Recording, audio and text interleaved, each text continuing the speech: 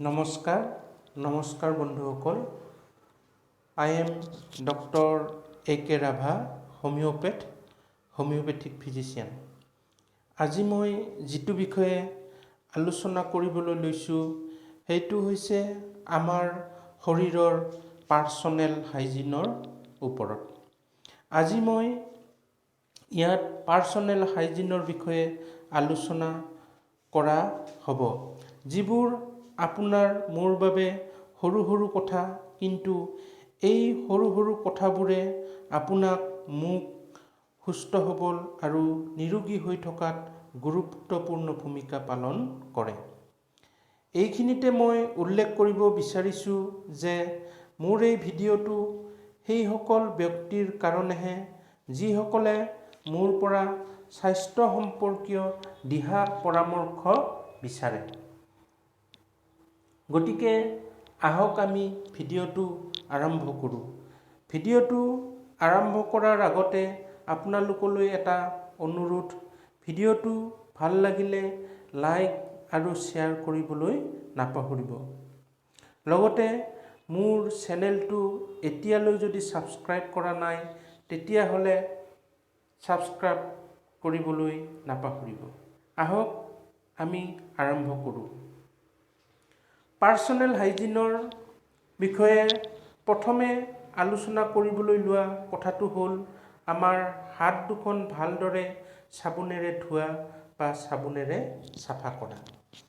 কিছুমান ভাইৰাছ বা বেক্টেৰিয়া 20 মিনিটৰ পৰা 2 ঘণ্টা বা তাতোকৈ অধিক সময় মাটি, দুৱাৰৰ নখ, টেবুল, ডেস্ক আদি বস্তুৰ ওপৰত জীৱিত হৈ থাকিব পাৰে। গতিকে এইবোৰ বস্তুৰ সংস্পৰ্শলৈ আহিলে আমাৰ হাত দুখনৰ জৰিয়তে আমাৰ শৰীৰত আমি স্পৰ্শ কৰাৰ লগে লগে আমাৰ শৰীৰত বেমাৰৰ বীজাণুটো প্ৰৱেশ কৰিব পাৰে। সেয়ে কেৱল হাত ধোৱা কাৰ্যৰ দ্বাৰা আমি বহু বেমাৰৰ পৰা হাত সাৰি থাকিব পাৰোঁ। এতিয়া আহোঁ আমি কেতিয়া হাত ধুব লাগে বা কেতিয়া হাত দুখন চাবোনেৰে চাফা কৰি আমি ৰোগমুক্ত হ'ব পাৰোঁ। আহাৰ বা খাদ্য বনোৱা বা আহাৰ খোৱাৰ আগে হাত দুখন ভালদৰে চাবোনেৰে চাফা কৰিব লাগে। পায়খানা যোৱাৰ পিছত হাঁচি, কাহ অথবা নাক মুখ স্পৰ্শ কৰাৰ পিছত শিশুক আহাৰ খোৱাৰ আগত আমি ভালদৰে চাবোনেৰে হাত দুখন ধুব লাগে। লেতেৰা বস্তু স্পৰ্শ কৰাৰ পিছত, জীৱ-জন্তুক হাতেৰে স্পৰ্শ কৰাৰ পিছত, শিশুৰ মল-মূত্ৰ ধোৱাৰ পিছত বা নেপকিন সলোৱাৰ পিছত, হাস্পতালত সোমোৱাৰ পিছত বা ওলোৱাৰ পিছত আমি ভালদৰে চাবোনেৰে হাত দুখন ধুব লাগে বা চাফা কৰিব লাগে। এতিয়া আহোঁ পাৰ্চনেল হাইজিনৰ দ্বিতীয়টো কথালৈ। এইটো হৈছে দাঁতৰ যত্ন বা আমাৰ দাঁতকেইটাৰ পৰিষ্কাৰ পৰিচ্ছন্নতাৰ কথাটোলৈ। আপুনি সদায় দাঁত ব্ৰাছ কৰেনে? আপুনি যদি সদায় দাঁত ব্ৰাছ বা চাফা নকৰে তেতিয়াহ'লে দাঁতৰ ফাকৰ মাজত বহু ধৰণৰ লেতেৰা সোমাই থাকিব পাৰে। আপুনি যদি দাঁত ব্ৰাছ নকৰে বা দাঁত চাফা নকৰে তেতিয়াহ'লে আপোনাৰ প্ৰস্ৰাৱত গোন্ধ ওলাব পাৰে। যদি আমি সদায় দাঁত ব্ৰাছ নকৰোঁ তেতিয়াহ'লে ই কেতিয়াবা ডাঙৰ বেমাৰৰো কাৰণ হ'ব পাৰে, যেনে হৃদৰোগ, ষ্ট্ৰক, ডায়েবেটিছ ইত্যাদি। এতিয়া আহিছোঁ 3 নম্বৰ কথাটোলৈ। এইটো হৈছে হাত আৰু ভৰিৰ আঙুলিৰ নখ সদায় চুটিকৈ ৰখা কথাটোলৈ। হাত আৰু ভৰিৰ আঙুলিৰ নখ সদায় চুটিকৈ ৰাখিব লাগে, কিয়নো এই নখৰ ফাকৰ মাজত বিভিন্ন ধৰণৰ বেমাৰৰ বীজাণু সোমাই থাকিব পাৰে। আমি যদি হাতৰ আঙুলিৰ নখ চুটিকৈ নাৰাখোঁ তেতিয়া আমি খাদ্য গ্ৰহণৰ সময়ত নখৰ পৰা বেমাৰৰ বীজাণু আমাৰ শৰীৰৰ ভিতৰত প্ৰৱেশ কৰিব পাৰে। এতিয়া আহোঁ দাঢ়ি আৰু চুলিৰ চাফ চিকুণতাৰ কথাটোলৈ। পুৰুষৰ ক্ষেত্ৰত সদায় দাঢ়ি চুলি চুটিকৈ ৰাখি সদায় চাফ চিকুণকৈ থাকিব লাগে, কিয়নো দাঢ়ি চুলি চুটিকৈ ৰাখি চাফ চিকুণকৈ থাকিলে মনটো সদায় প্ৰফুল্লিত হৈ থাকে। এতিয়া আহোঁ অন্য এটা কথাটোলৈ, এইটো হৈছে গা ধোৱা বা স্নান কৰা। প্ৰতিদিনে ৰাতিপুৱা এবাৰ আৰু কামৰ শেষত সন্ধিয়া এবাৰ গা ধোৱা অভ্যাস থাকিলে ভাল। গা ধোৱাৰ সময়ত এইটো লক্ষ্য ৰাখিব লাগে যাতে শৰীৰৰ প্ৰতিটো অংগ ভালদৰে চাফা হয়।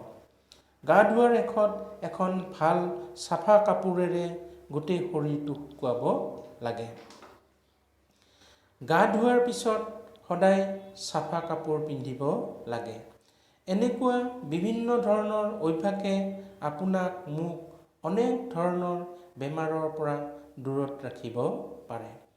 এতিয়া আহোঁ অন্য এটা বিষয়লৈ, এইটো হৈছে হাঁচি আৰু কাহৰ পৰা সদায় দূৰত থকা কথাটোলৈ।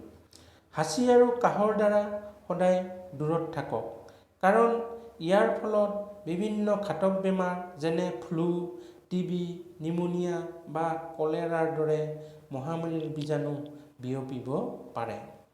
যদি চৰ্দি কাহ হৈছে তেতিয়াহ'লে মানুহৰ ভিৰ সৰু ল'ৰা ছোৱালী, বৃদ্ধ আৰু গৰ্ভৱতী মহিলাৰ পৰা সদায় দূৰত থাকক। হাঁচি আৰু কাহৰ পৰা দূৰত থাকিবলৈ ৰুমাল বা টিছু পেপাৰ ব্যৱহাৰ কৰক। চৰ্দি কাহ হ'লে ল'ৰা ছোৱালীক বিদ্যালয়ত পাৰিলে নপঠিয়ালেই ভাল। ডাক্তৰৰ পৰামৰ্শ অবিহনে ঔষধ সেৱন কৰাৰ পৰা বিৰত থাকক। য'তে ত'তে থু খেকাৰ নেপেলাব, ই এটা বৰ বেয়া অভ্যাস। আপোনাৰ ওচৰ পাজৰ মানুহকো এই বেয়া অভ্যাসৰ পৰা সতৰ্ক হ'বলৈ পৰামৰ্শ দিয়ক। পাৰ্চনেল হাইজিনৰ শেষৰটো কথাটোলৈ আহিছোঁ, এইটো হৈছে শৌচালয় বা পায়খানা ব্যৱহাৰৰ কথাটো। আমাৰ দেশত লাখ লাখ সংক্ৰামক বেমাৰ শৌচালয় ব্যৱহাৰ নকৰাৰ ফলত হয়। ইয়াৰ ফলত আমাৰ কেৱল পৰিৱেশৰ বাতাবৰণ অথবা ৰাস্তা ঘাট, চহৰ নগৰ লেতেৰা দেখা যায় তেনে নহয়, ইয়াৰ ফলত মৃত্যুদূতৰূপী কিছুমান বেমাৰ ইয়াৰ ফলত আক্ৰমণ কৰিব পাৰে। ই এটা ভাৰতবৰ্ষৰ শিশুৰ মৃত্যুৰ কাৰণ। গতিকে শৌচালয় ব্যৱহাৰৰ ফলত আমি বহু ধৰণৰ সংক্ৰামক ৰোগৰ পৰা বাচি থাকিব পাৰোঁ। সদৌ শেষত ভিডিঅ'টো চাই কেনে পালে জনাবলৈ আৰু মেছেজ কৰিবলৈ নাপাহৰিব। লগতে ভিডিঅ'টো শেষলৈ চোৱাৰ বাবে ধন্যবাদ। সুস্থ হৈ থাকক, সুখী হৈ থাকক, ৰোগমুক্ত হৈ থাকক। ধন্যবাদ।